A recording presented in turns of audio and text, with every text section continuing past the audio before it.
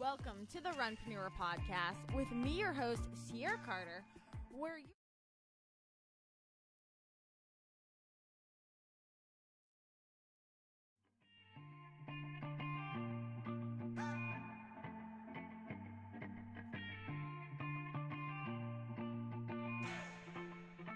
Welcome to the Runpreneur podcast with me, your host, Sierra Carter, where you're listening to the #1 podcast that will help you increase your energy and run your life. Let's go.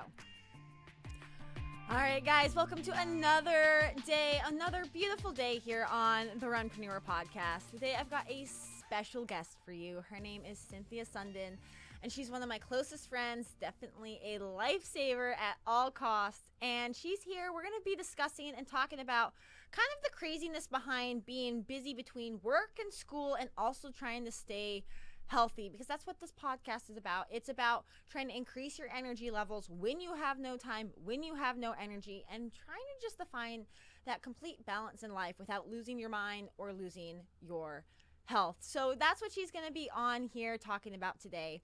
And real quick, I just want to go back before we get started to last week's podcast and with the guest we had on with the Zensaw heat recovery socks. So last week we went into that interview. I want to give a shout out to everybody who's on the pre-order list. They are going to be starting to ship those out pretty soon, so that's exciting. You'll be getting your own heat recovery sock as soon as possible. Now, getting into today's podcast, I want to let Cynthia introduce herself because she definitely is one busy lady and she's holding herself together absolutely incredibly, and she has a lot of tips and tricks on how she's doing this, especially during the worldwide pandemic. Cynthia, go ahead and introduce yourself.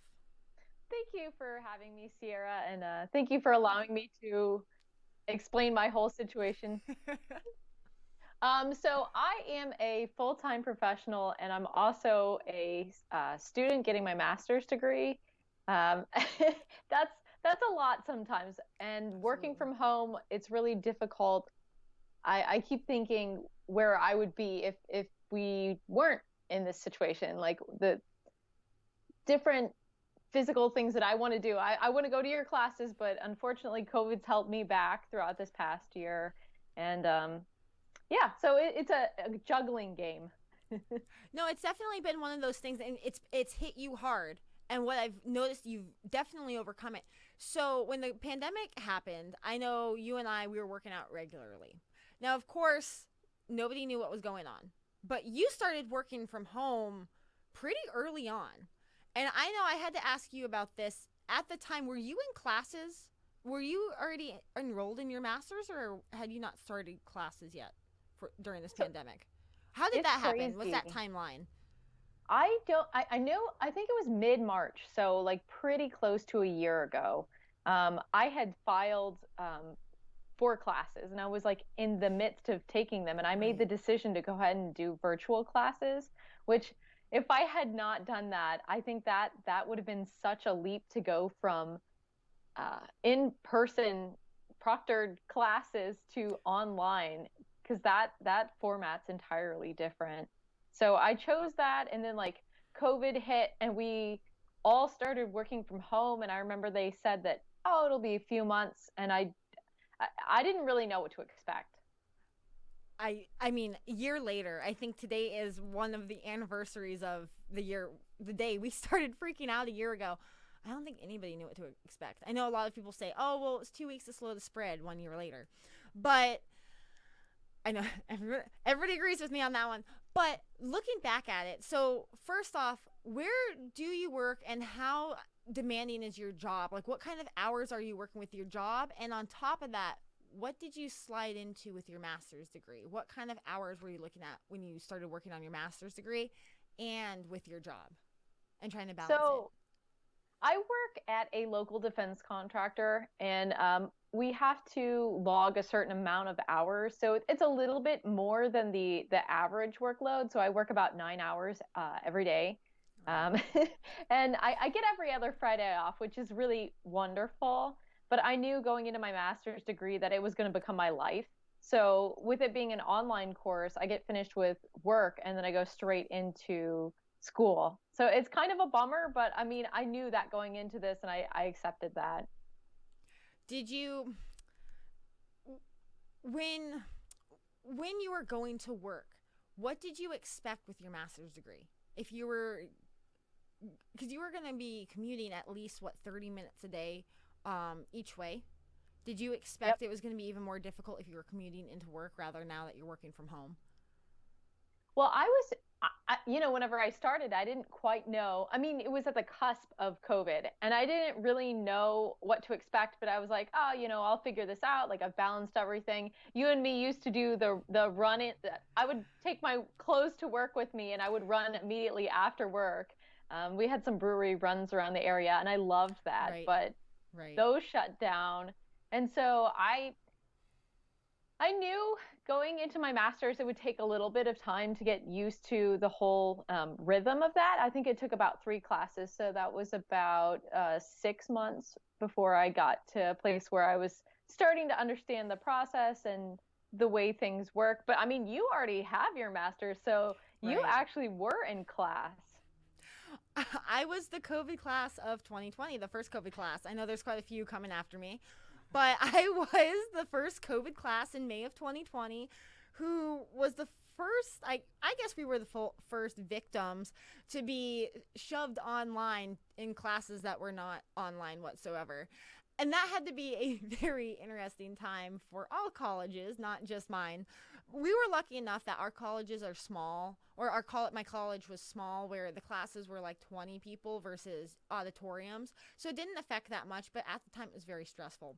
So I'm very jealous that you got to start online and you're finishing online because the transition for us was rocky. Now, when noticing, so you're going to school now and you're still working full time. What have you noticed has changed over the past year? Has your health increased? How are you maintaining your health right now? Before we get into the tips of how to make time when you don't have time, what have you noticed? What problems have come up over the year, or things that you're starting to worry about that are regular things? So I've always been a germaphobe. I think you know that. So whenever COVID hit, I was like, I'm not leaving this house. And so Yeah. I finally went to work and I picked up my 2 monitors and I set up a home office.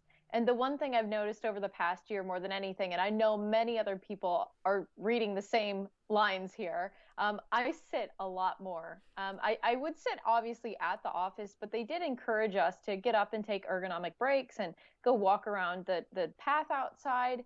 I don't quite feel encouraged to do that with being here at home. I just, you kind of have all of your resources here, so you just don't even think about giving yourself a break.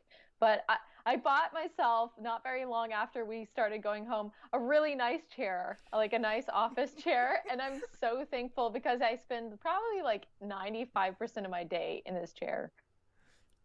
That was the chair, real quick with your fun story. It went on sale 2 days after she bought it, but she got the difference. She did. She got the difference between the sale. Yeah, it was like 200 to 100. It was a significant sale. So hey man, if there's a sale, I'm snagging right. it. No, definitely. So this is a problem a lot of people have experienced during the pandemic. When you have an office that's right next to your kitchen, next to your couch, is there any reason that you shouldn't be sitting, standing, or sitting? You shouldn't not be sitting all day long.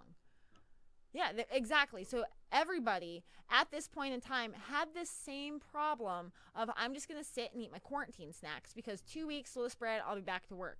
2 weeks, 1 year later, I'm still eating quarantine snacks. I'm still not really going outside, and I'm still not standing up throughout the day. Now, one thing we were talking about earlier, standing desks have become extremely, extremely popular. Did you ever find yourself wanting to jump into a standing desk, Cynthia? So, actually, you and I talked about this before, and Yeah. you were like, standing is so much better for you if you even intermittently stand. And I actually thought about it recently, investing in a stand-up desk. So I kind of improvised. I had some books and stuff, and I at one point stacked them and then put my laptop on top of them. But it is a lot harder to do my job without double screens. So it's not, I think I could stand from where I'm at, but I would have to lean over a little bit. But Right. I remember at one point too, you told me to put on a timer, and that really did, Yes. it made a huge difference. I Yes. wasn't as stiff at the end of the day. Now, how long did that last? Oh, not as long as I'd like. I'm not as regimented. Right? It lasted 2 days, and it was awesome. It was an awesome idea that lasted 2 days. I think it was like a new week puppy. or two. Right. But I didn't keep up with it, so shame on me. Now, right after we come out, back from the break, we are going to go over a few ideas, people in their standing desks or even setting the timer. But what I really want to just highlight before we dive into the break, to come back to really discuss all that in full, how do you feel currently about your state of health from working at home versus in the office? And how do you want to, I guess, increase it going forward? So initially, I was like, I hate working from home. This is like such a difference. I had a place for everything. It was nice to be able to go call on people by literally walking over to their desk. But now that I have a place for everything here, my home office, and now that I'm used to this, I think it would be a really difficult challenge to go back into the office, like on a regular basis. I know that a lot of companies have toyed with this idea of hoteling, where you go into the office a few times a week as opposed to every single day. But I don't know. I kind of prefer it now this way. Not commuting is wonderful. It saves time.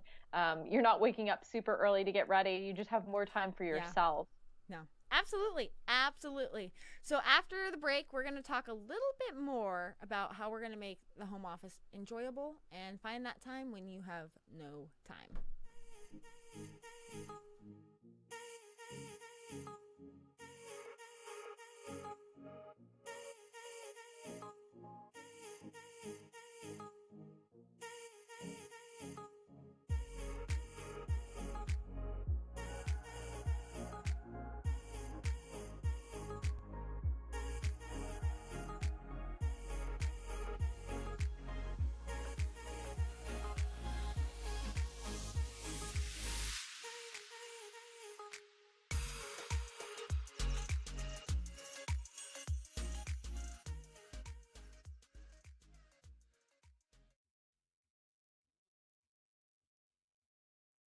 You're listening to Space Coast Podcast, home of the greatest podcasts on the Space Coast. If you're interested in becoming a sponsor or having your own show, email us at spacecoastpodcast@hotmail.com. Space Coast Podcast. Talk hard!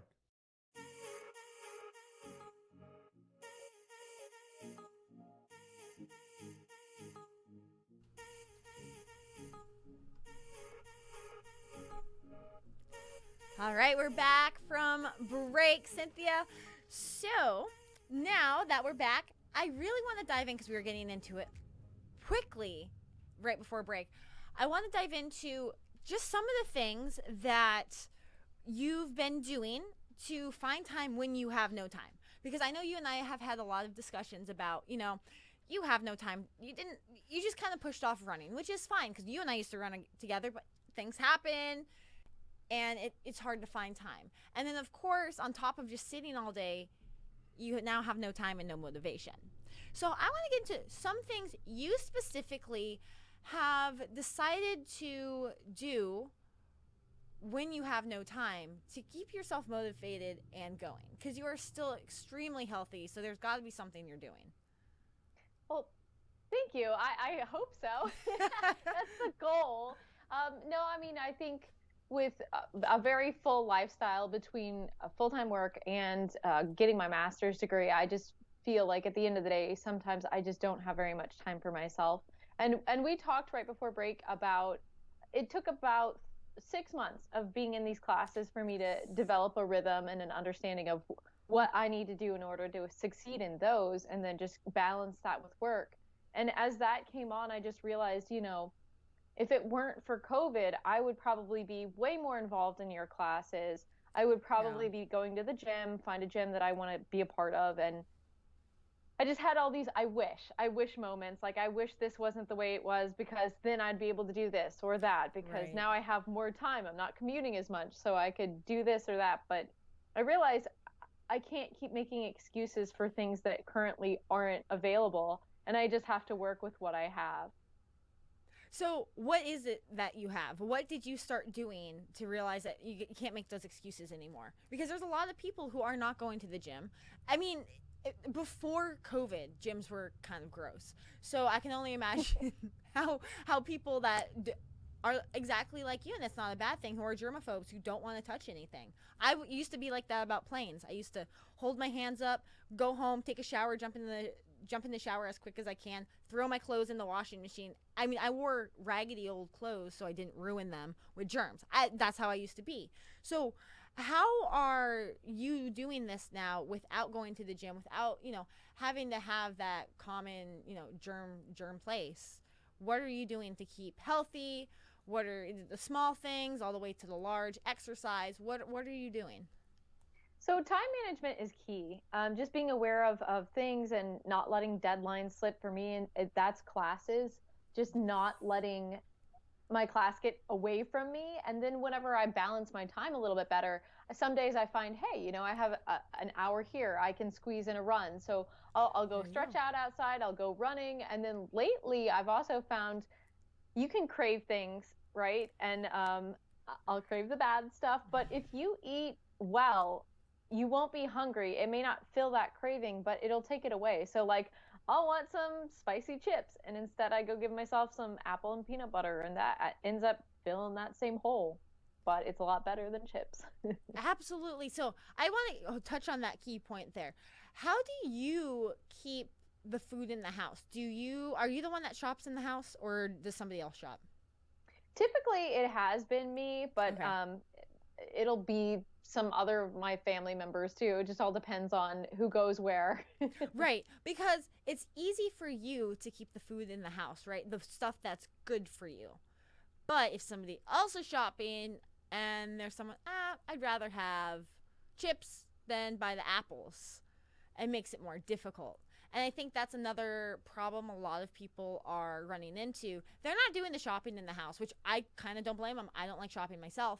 But when you don't have that control, it's hard to make better decisions, especially when they don't have that control either. And it's not their fault. That might not be on their goal list, but they don't have that control. They don't have that, I guess, that question in their mind to even think about. So how do you get past that? Do you make sure you have healthy food on hand at all times? Or are there times where your willpower is minuscule and you have to figure out what to do differently? Ooh, it's like a good mix of those. So sometimes I don't have any willpower, and I go straight for the chips, or BOGO Oreos is going on, and I'm like, gotta get the Oreos. But I think I'm not opposed to veggies or fruits, and for the most part, I do pick those up. I like spinach. I always grab that whenever I'm at the grocery. But I just forget to eat that stuff, which sounds really stupid, but I do have a blender. And, if you throw all the stuff in there, it's just so much easier to eat healthy if it's all in one little drink. Now, are you somebody that blends smoothies, or do you put the spinach in the smoothie?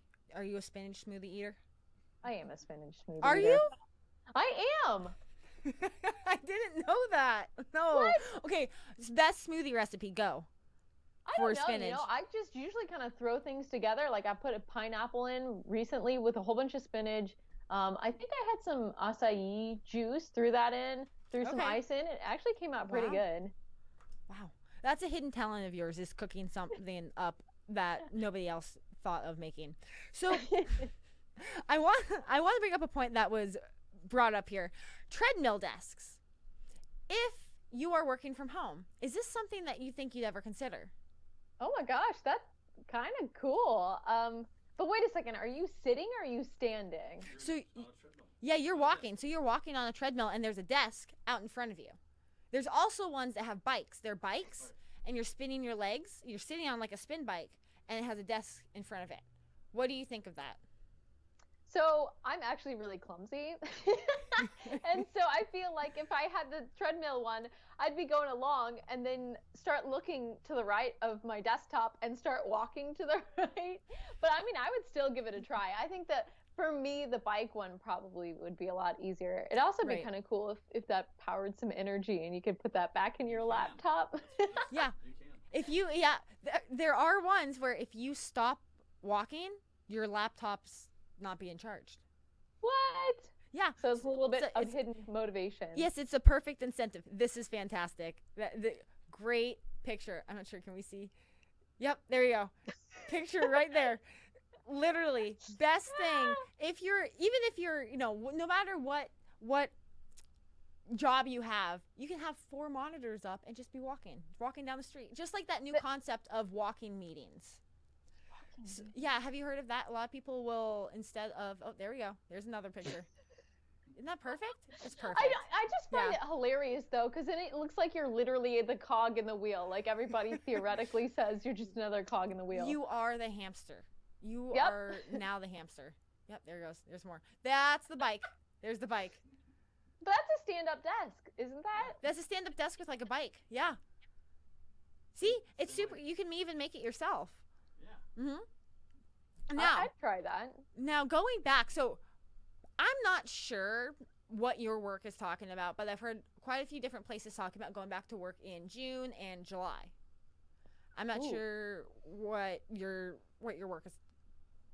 I don't know They what haven't- rumors fly They around. haven't given a date date for us, yet. so I don't actually know. How do and, you- And they talk about it, but they've never really gotten on the specifics of it. But I think that's like very, we have all gotten to these places where like COVID's going to be gone by 2021, and we're like 3 months in, it's still here, and everybody keeps toying with the idea that it's going to go away, and Right. vaccines here, it's going to be fine. But it's just like, I don't know. When does this all end? Really, I don't know.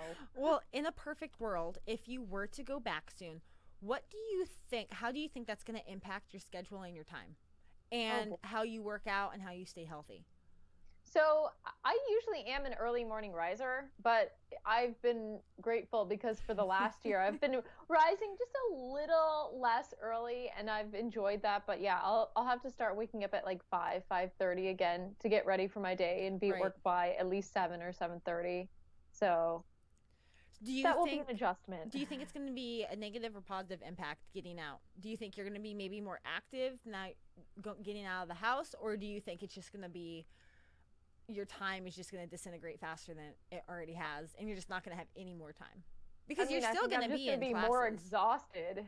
Right. So trying to think. So what do you think you'd have to change in order to stay healthy? So, I mean, obviously I'm not commuting like I was. I'm not waking up early so I can prepare Right. myself for the day, get my lunch ready, get my breakfast going, There you go. and all of that. And so if I did have to start going back into work, those are things that I would have to be a lot more focused on. And then getting done, you have to commute back home and then get my school hat on and put that on and get focused on that. I think it would just be harder to transition over to wanting to work out, because I'm probably going to be pretty burnt out by the end of the day, where I'm like, Absolutely. I don't want to work out. So what tip would you give yourself ahead of time? Be forgiving, because There you go. whenever this all started, you want things to change immediately, but sometimes it takes a little bit of a pattern change to get used to things. Big time. Absolutely. I mean, COVID was a huge pattern changer for all of us. Our cute little daily routine that we've had for 10 years all of a sudden was just uprooted and thrown out the window in the course of a week. That full moon week last year. 1 year ago today. It's so trite, but you don't know what you have till it's gone. It's and very true. There was so much we were thankful for in like 2019, And I mean, there's still things that gone in 2021 that are sadly what we wish we had or what we missed in 2020. So now that we're getting down close to the end of time, let's go through the speed round. I've got 4 fun questions for you. Explain them the best you can, and just be yourself with them. Not what any of us want to hear. First one: if you could travel anywhere without COVID, where would you go? Ooh, you know what? A lot of my friends have gone to Hawaii, and I know it's like non-continental US. I want to go. I think that seems like fun. Hey, they have I guess, direct flights out of Orlando. So there you go. Woo. Coming up. All right. So you and I have done races and runs together. What was your favorite race and why? I think I know this. Oh. I think I know this answer. You know this answer. I know this answer, but they don't know this answer.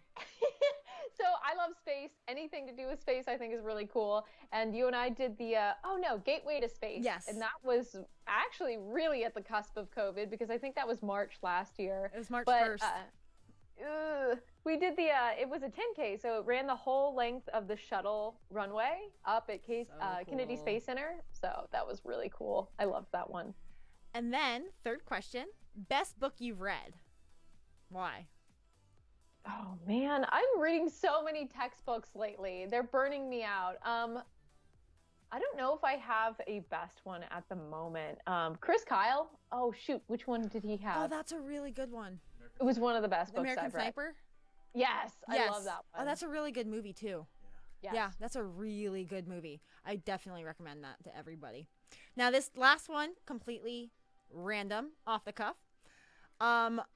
For toilet paper, because, a year ago we had a problem with it. Are you a folder or are you a water? Oh, I'm a water. It's like a little bird's nest. Gross.